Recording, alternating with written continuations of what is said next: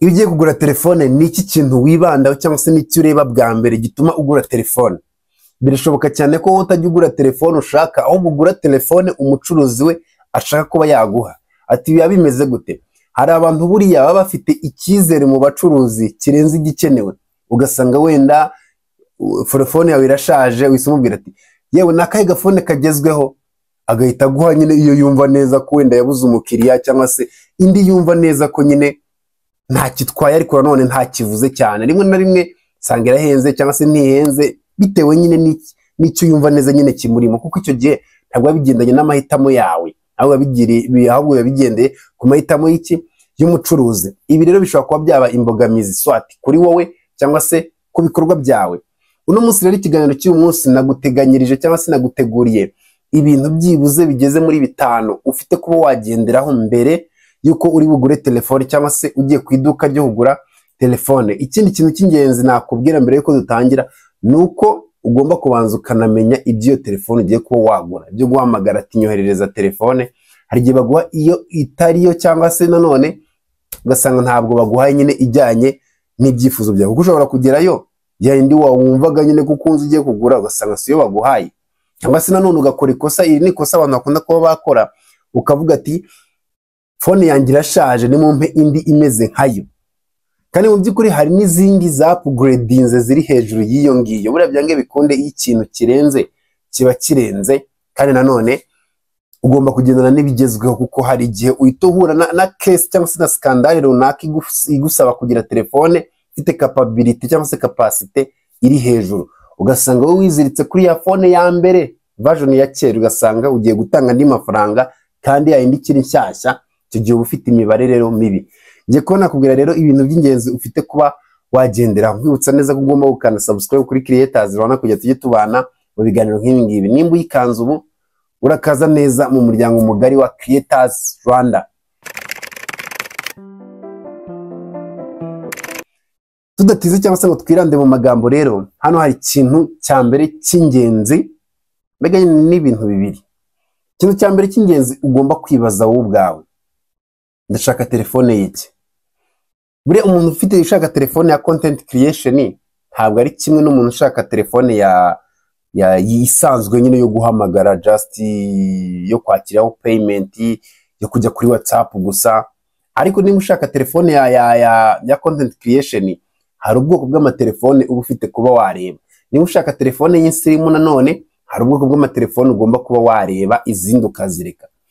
Ikintu cya mbere nakubwira, niba ushaka telefone ya business, ushaka gukoresha nyine muri business zawe za buri munsi, ku iduka yakira payment, ibintu nk'ibyo ngibyo, nagushishikariza kwigurira Android. Ariko nanone ntabwo ari Android zose, ni zino phone akenshi cyane ziba zibika umuriro, ziramya umuriro nyine, kuko nawe nta kindi kintu uri buyikoreshe. Ukine telefone izajya izaho message za payment, wenda ni no kwitaba nyine biri basic task nyine, nta bintu bya danje.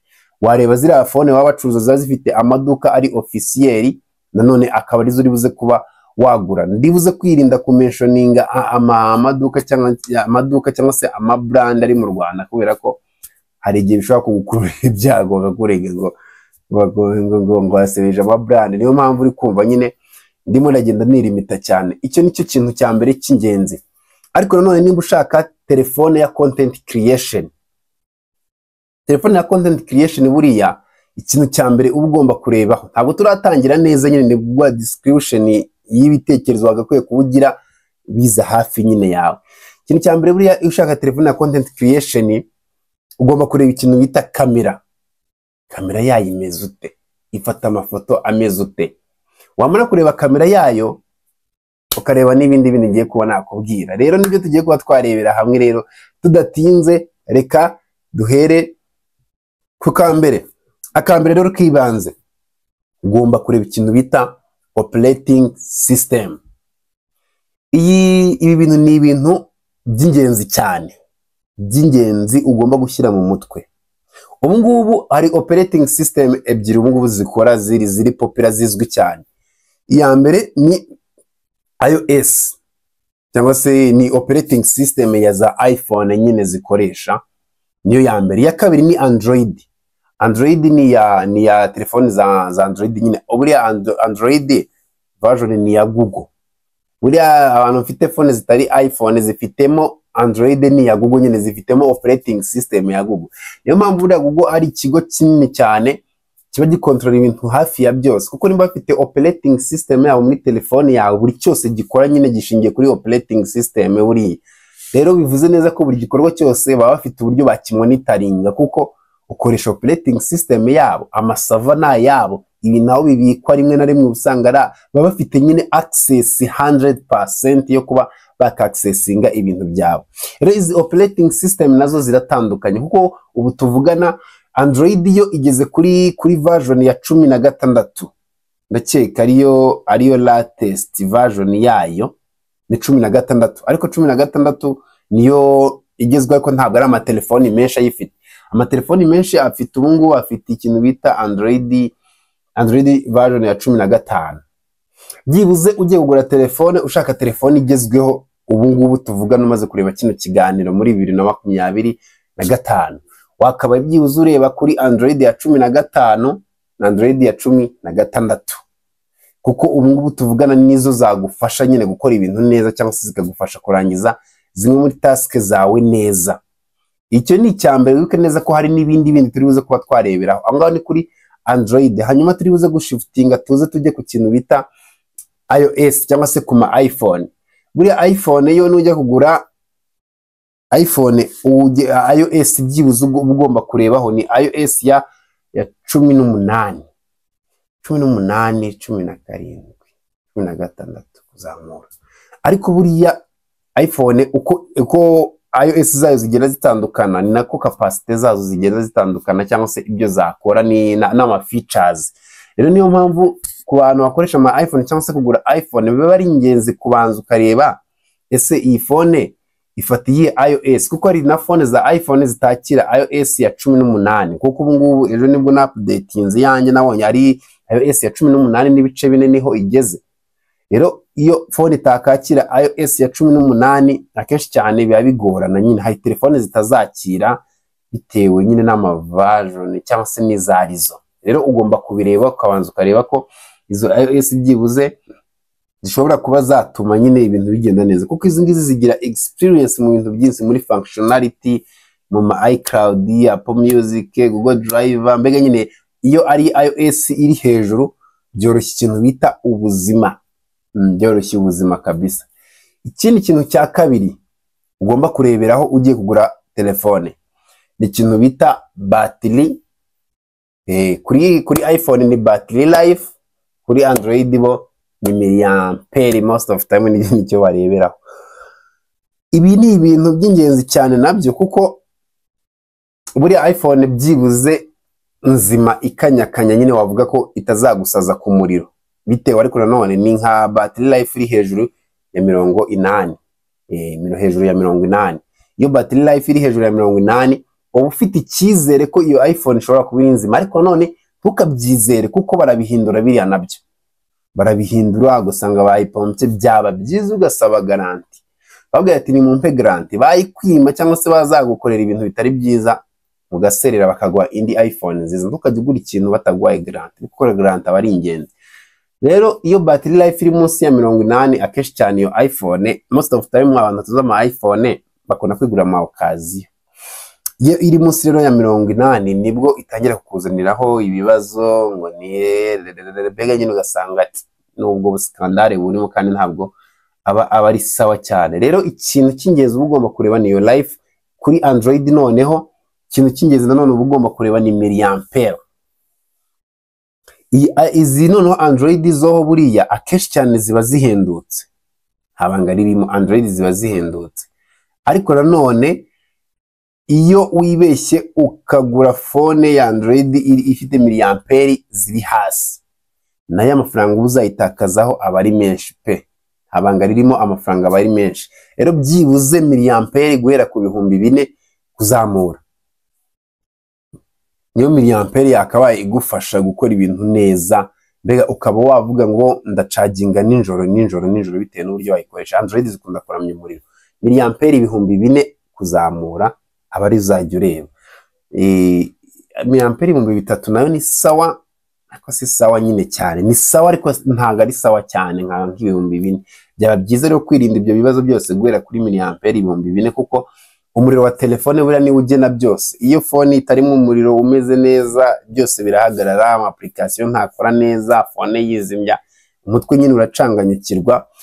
iPhone nazo nyine, ariko iPhone buri ikindi kintu nabonye kuri iPhone, batiri zazo ziterwa nazo n'uburyo zigiye zegera hejuru, kubera ko buriya nko kuri 6, 7 n'ama X amwe namwe n'8, hari igihe usanga nyine iyo batiri zazo zikunda kuba atari sawa. Ariko iyo ugize amahirwe ukabona ka iPhone nko guhera kuri 11 X kuzamura, hari igihe usanga amabatiri aba ari meza. Ariko nyine ni ibintu ucekinga ukareba, hari igihe aba ari zo bakubeshya, byose biterwa n'abaguzi n'abo waguriye.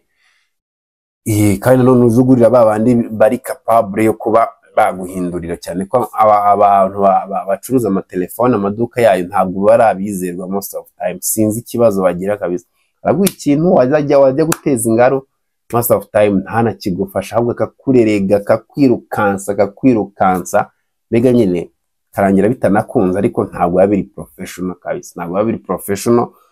Abantu mucuruza amatelefone amaduka mwikosora kuko ntabwo kaba kari abari keza.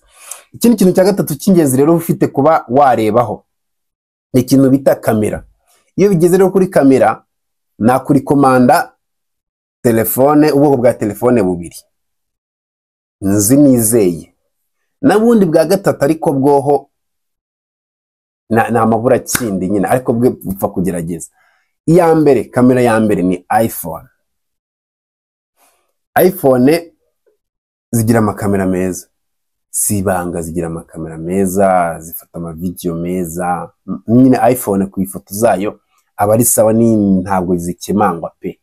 Nanone ugiye kuyigura ko urafotora ugacekinga nyine ukareba ko bijyanye, ariko most of time iPhone ni sawa. Indi phone ya kabiri ni Samsung, ariko Samsung nazo mwitonde, kuko Samsung zigira amafoto meza n'ama video meza. Nararebye mbona ni kuma S, ira ari ama S nyine, zira phone z'ama S akenshi cyane nizo usanga zifite amafoto meza nyine, zikamera neza, ariko nazo zirahenze. Samsung ama Galaxy S abahenze ugereranyije n'andi, ariko none ni zira S guhera nka zize kuri S kangahera, S10 na kangahe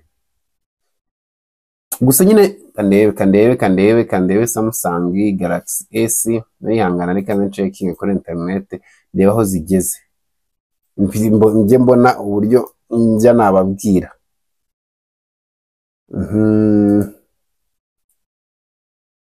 Samsung, okay, ni ndabona ari Samsung S20 na kangahe. Samsung ibijyanye n'ifoto byo igira ifoto nziza, ariko nanone ni kuma S n'ama A 15, 14.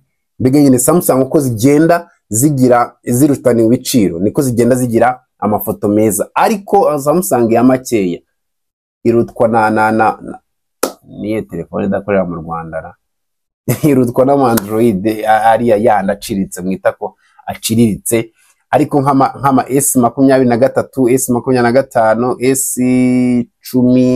S10 sawa. Gusa Samsung yo ntabwo amafoto yayo nakubwira ngo ni meza pe. Rimwe na rimwe na kompeta na iPhone, ariko bikompeta mu gihe Samsung, mu gihe nyine Samsung nayo ari ya mesh.